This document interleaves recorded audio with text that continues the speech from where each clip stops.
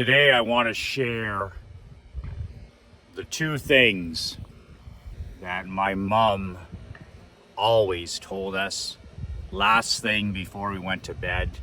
My mom's 91, almost 91. She'll be 91 this December. These are the two things that my mom used to tell my brother and I. We grew up in a bedroom with the bunk beds, one on top of the other. And my mom would come in every single night, and she would tell us, she would read, and then she would tell us these two things. And it literally molded us as young men. My brother is a incredible husband, incredible father of 3 children, an entrepreneur. And I just was thinking about this the other day, about sharing those two things that my mom said to me and to my brother every single day, every single month, year after year, until we were too good to hear it. And how I end every night, I tell my daughter Emery these two things, and how it has impacted me as a husband, as a father, as an entrepreneur, and how it can transform your life as well, personally, with your children, with your teenagers, you name it. Michael McLean, BrassBallsVideos.com. I'm an ex-professional hockey coach, ex-championship amateur hockey coach, turned 8-figure entrepreneur. I'm a husband, I'm a father, I'm a small business owner just like you. If you would like a complimentary free copy of my brand new book, I wrote it about 2 months ago, 5 Ways to Unfuck Your Life in the Next 30 Days. If you're like me, and from time to time, you have to get your shit together, this is a 22-page book. It's not long. You can print it off and read it in one sitting. You can get your copy below, BrassBallsVideos.com. The link is also below in the description. My free gift to you. I wrote this book, just a word of warning, I wrote this book for champions, not for chumps, for winners, not for whiners. So every day since I've been a father, my daughter Emery is 11.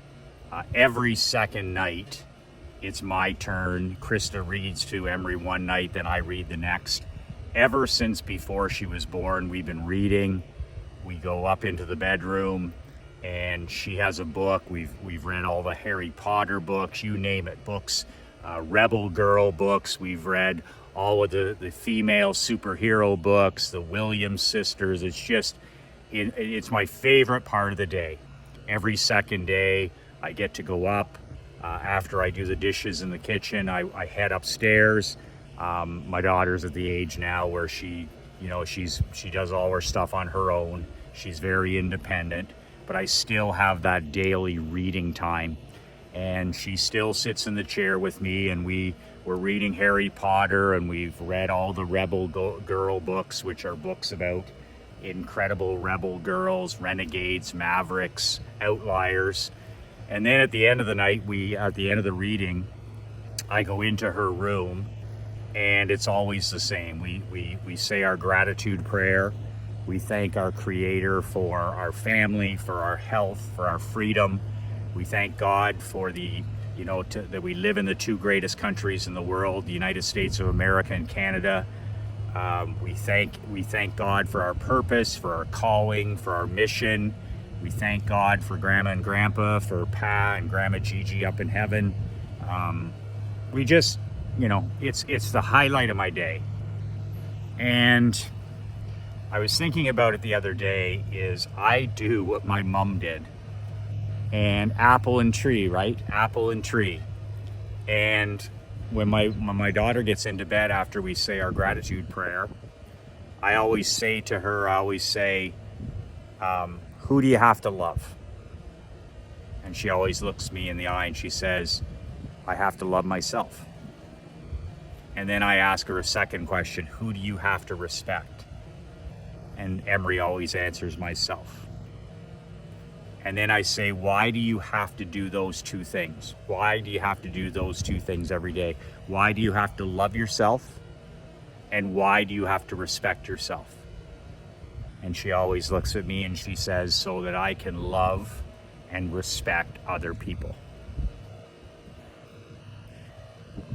My mom, you know, that's day after day, month after month, year after year, for a decade and a half. Who do you have to love?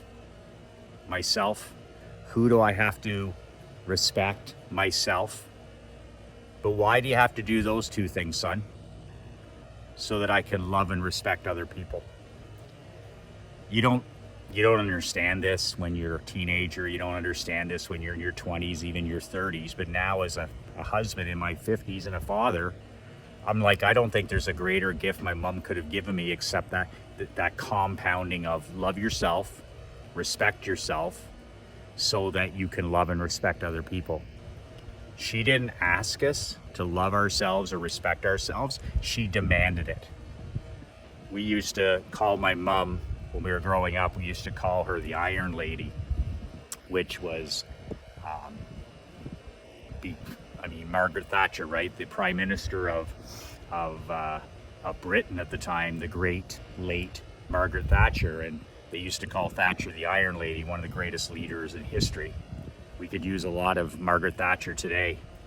And my mom's that type of person where she doesn't ask, she demands. She demands that certain standards be met. And my mom doesn't tolerate fools. She doesn't tolerate foolish behavior. She doesn't tolerate not showing up. She doesn't tolerate missing.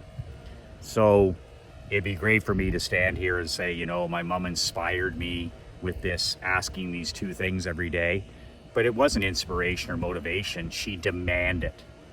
She demanded that we love and respect ourselves. And she didn't do it for selfish reasons. It wasn't, oh, you're gonna love yourself. Oh, it was because that way we put ourselves in a position down the road to love and respect other people. Our queens, our children, people that I'm servicing, people I'm helping. Because, the biggest problem in today's world is that number one thing. We have so many people pleasers. We have so many weak men who are trying, the gamma males. They're posers, they're actors, they're frauds, they're passive aggressive, they're backstabbers, they're people pleasers. And no great man is a people pleaser. No great husband is a people pleaser. No great father is a people pleaser.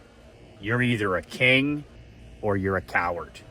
You're either a champion or a chump. So if you think putting on the knee pads and being a people pleaser and loving everybody else but yourself, it just makes you a needy gamma male. It makes you repel winning, repel women, repel money, repel success. That's the last thing this world needs, is more needy men. We need more kings. We need more lions. We need more champions. And lions and champions and badass kings love themselves. Self-love, whether that's drinking water, whether that's walking every day, doing the road work, solitude, time for yourself, reading real books, studying, growing, writing, dating your queen, serving other people, getting the right amount of rest, eating the right foods. Your self-love is contagious. More is caught than taught. And then secondly, which my mom demanded that you respect yourself. I'd come down a couple of times, dressed for high school or whatever, and my mom would be like, get your fucking ass upstairs. My mom wasn't a person who was aggressive, or she's not the type of person who's, talks a lot. She's just a person that you don't mess with. And she would see me in a situation where I wasn't respecting myself, whether it was the way I was dressed, the way I was talking to myself, the foods I was eating, the people I was hanging around with. And she would always call a spade a spade. And she would always say, I don't like that person. I don't want that person around. I don't want that person in my home. Get rid of that person. Or if I was dressed like a slob or a bum, she would tell me. Or if I was talking to myself in a negative way, she'd be like, that's not how a champion talks. That's not how a winner talks themselves. And she just did not suffer. She does not suffer fools. So it was just all back to those 2 points. Love yourself, respect yourself, so that you can love and respect other people.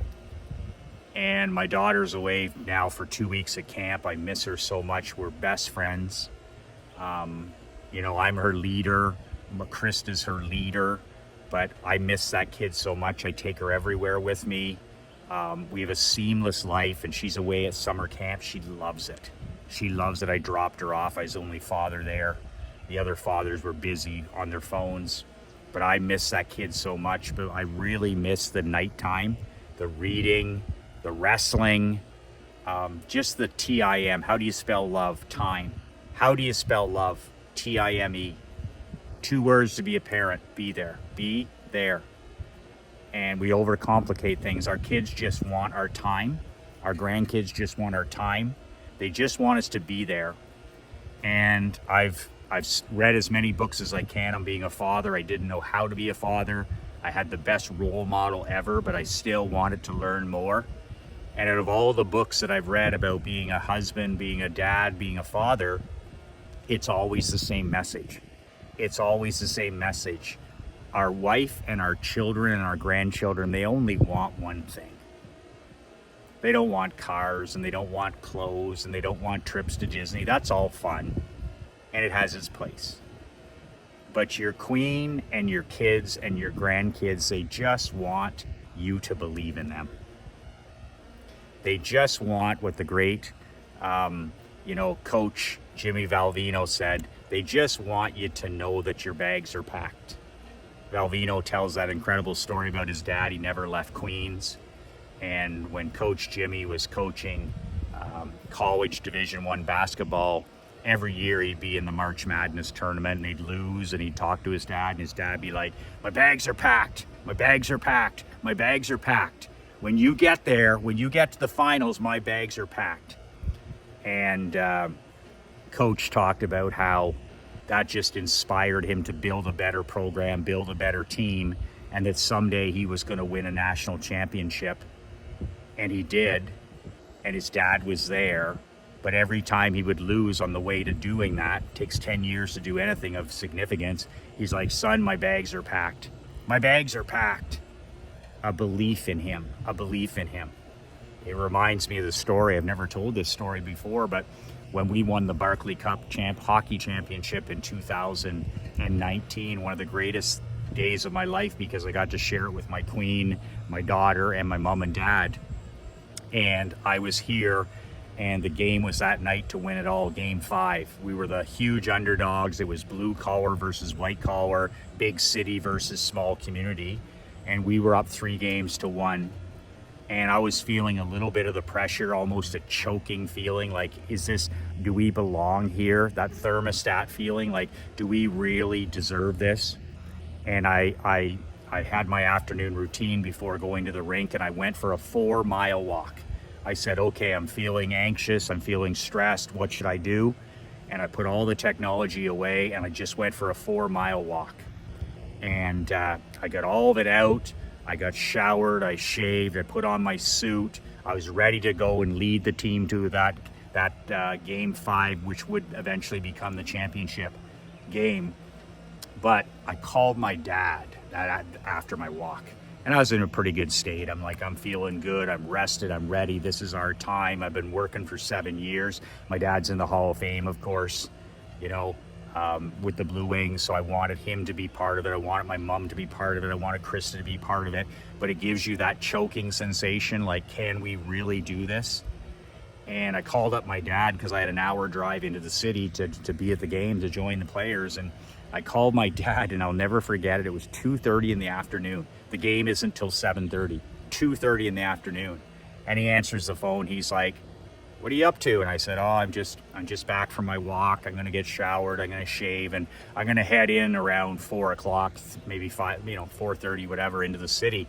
He goes, well, your mother and I, we got everything ready. And I said, what do you mean you have everything? He goes, we got the sandwiches. He's like, we have everything. She's made some salmon sandwiches. She's got the thermos of tea. We're all ready. We're just, the truck is out. He takes it out of the garage. He's got like 5 garages, and he's like, the truck is backed out. We're all ready, you know, like in the winter. This is like February, March. He says, we're ready to go right now. And I was like, Dad, it's only 2:30. The game isn't for like 4 hours. He says, oh, we're ready. He goes, tonight's your night. He goes, tonight's your night. And I'll never forget that. And I was like, yeah, tonight is my night.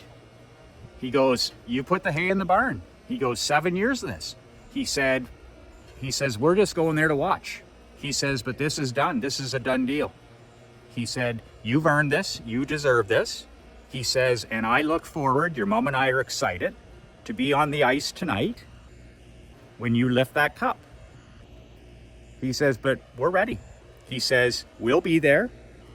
The truck's out, the lunch is made, the tea's in the thermos. He said, we'll see you there. Tonight's your night.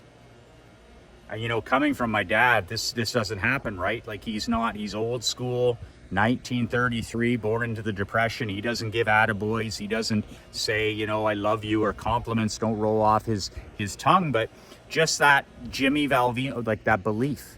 My bags are packed. The truck is packed. We're ready. We're going to be there to see you close this out. We're going to be there, and we're going to be on the ice with you, and your mom is going to lift that cup, and you're going to lift that cup, and I'm going to lift that cup, and the hay is in the barn, and we just can't wait to be a part of it. Like, that's exactly what I needed to hear when I was like nervous and anxious and, oh, are we good enough? My bags are packed. The truck is ready. Are you kidding me? This is the hay's in the barn. All you got to do now is play. And I took that energy with me to the rink. And it's one of the reasons we closed it out, because he turned me from anxious and nervous and stressed into a cool customer.